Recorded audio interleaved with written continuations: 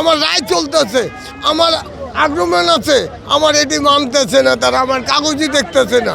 Signboard দেখা সত্ত্বেও আর্মিরা আমাদেরকে নোটিশ না দিয়ে ওনারা উচ্ছেদ করতেছে। কথা না বলে ওনারা এসে ভেঙে দিতে পারে না। আপনারা জানেন এমন একটা সময় একটা মহা দুর্যোগের মধ্যে আতঙ্কের মধ্যে ফেলে দিয়ে এই ব্যবসায়ীদের ভাইদেরকে নিঃস্ব করার একটা প্রয়াস শুরু হয়েছিল। ইনশাল্লাহ আমরা যখনই শুনেছি সাথে সাথে এখানে ছুটে এসেছি এবং তাদের পাশে দাঁড়িয়েছি। আমাদের কাজটা হলো এমন, আমরা বাংলাদেশ অটোমোবাইল ওয়ার্কশপ মালিক সমিতির সেন্ট্রাল কমিটিকে রিপ্রেজেন্ট করি। বাণিজ্য মন্ত্রণালয়ের একটা সংস্থা, যেখানে শিল্প মন্ত্রণালয় এবং বাংলাদেশ গেজেট প্রাপ্ত একটি সংস্থায় কাজ করি।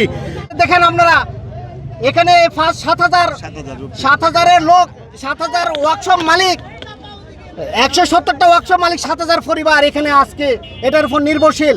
আর হঠাৎ করে কোনো নোটিশ না দিয়ে উচ্ছেদ প্রক্রিয়া চালানোর জন্য আজকে রাজক থেকে নোটিশ করা হয়েছে। আমাদের এই সম্পত্তি কোনো অ্যাকোয়ার করা হয় নাই এবং এই সম্পত্তিতে হাইকোর্ট আপিলের ডিভিশন পর্যন্ত চিরস্থায়ী নিষেধাজ্ঞা আছে।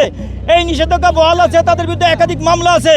সাইনবোর্ড দেখা সত্ত্বেও আর্মিরা আমাদেরকে নোটিশ না দিয়ে ওনারা উচ্ছেদ করতেছে, তারা কোড অফ ভায়োলেশন করতেছে, তাদের বিরুদ্ধে কোড অফ কন্টেম্পের মামলা হবে।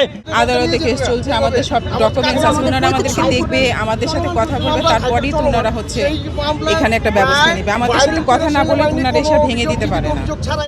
ওরা যে সেনাবাহিনীরা যে উচ্ছেদ করতে চাইতেছে, এটা তো আমাদের সম্পত্তি, এটা তো সরকারের জায়গা না। তারা যে সম্পত্তি যে ভাঙবার চায়, তারা আমাদের তার সাথে আলাপ করতে হবে। আমাদের সাথে তো নোটিশ ছাড়া তো ভাঙতে পারে না। আমাদের প্রতীক সম্পদ আমাদের আগে জানাবে, আমাদের বলবে, তারপর তো আমরা আমাদের কাগজপত্র আছে সব এগুলো দেখবে আগে, তারপর সরকারের লাগলে আমাদের এখান থেকে নিবে। এটা তো আমরা না করি না। আমরা প্রত্যেক সম্পত্তি, এটা আমার দাদার সম্পত্তি, আমার বাপে পেয়েছে, আমার বাপেরটা আমি পেয়েছি। আমার রায় চলতেছে, আমার আগ্রহমান আছে, আমার এটি মানতেছে না, তারা আমার কাগজই দেখতেছে না। এখন আমি তারপর সরকারের কাছে আবেদন, আমার জায়গা যদি সরকার নিতে চায় আমি দিয়ে দেবো, আমি নাই। আমার মন্তব্য, আমরা 109 জন ফ্যামিলির ভিতরে এখন 300 মানুষ হয়েছে। এই 300 মানুষ কোথায় যাব? আমার বাচ্চা, আমার বাচ্চার ঘরে 13 জন আছে, এর ঘরে পোলাপান আছে, এরা কোথায় যাবে?